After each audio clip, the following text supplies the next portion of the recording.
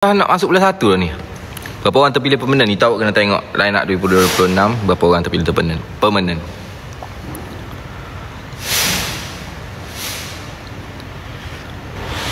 Ui, thank you Top G Hairi.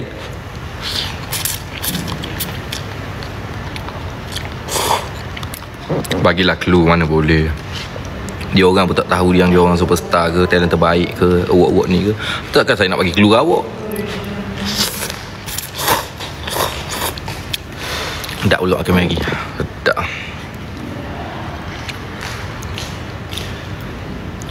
Tak sabar nak tengok. Habis superstar pencalon 5 ke 6 orang. Tak sampai 6, 5 rasa. 5 orang rasa. Calon lah.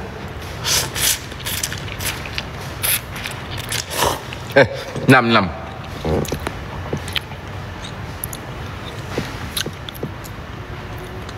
Assalamualaikum, hai. Abang buat live premiere ke?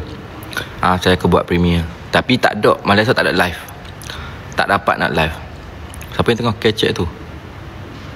Saya seorang lah sini. Tema apa? Tema black tie je. Speed lah black tie je. Tak ada macam tahun lepas lah. Tak nak jadi IT, nak belajar saja tak boleh.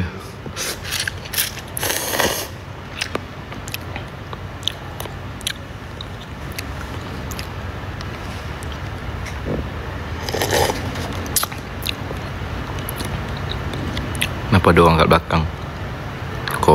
Kau ni bila best award? Malaysia award. Habis tahun depan sampai best berapa? Tahun depan tak ada intake lagi.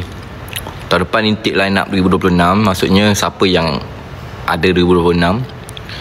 So kita sambung lah game. Cuma tahun depan ni mostly kita akan banyak main fight antara AI dengan tim-tim lain lah.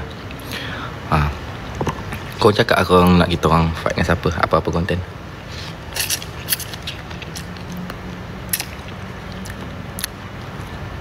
Tak ada live tu, tak ada.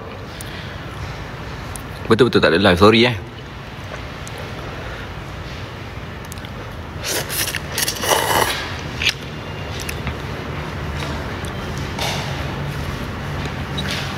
Lepas ni tukar konten lain lah. Betul. Tahun 2000 kita tukar konten dah. Okay, kalau awak perasan, orang duk komen kat saya pasal 3 bulan ni konten sama. Pasal saya dah terangkan dah benda ni. Kenapa saya main konten yang sama. Sebab saya nak bagi batch 1, batch 2, batch 3 sama konten dia.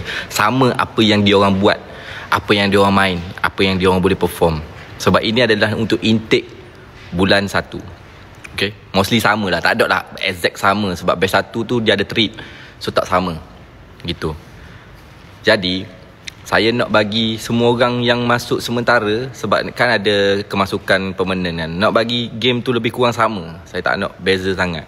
Sebab saya tak tahu mana. Sebab lagi pun konten-konten tu adalah konten-konten yang selalu AI mainan. So penting lah gitu. Baru boleh nampak siapa yang function. Betul gitu. Itu sebab saya. Sebab utamalah lagi. Sebab keduanya sebab mudah, tak perlu fikir sangat. Sebab konten sama kan, so tak perlu nak fikir sangat. Itu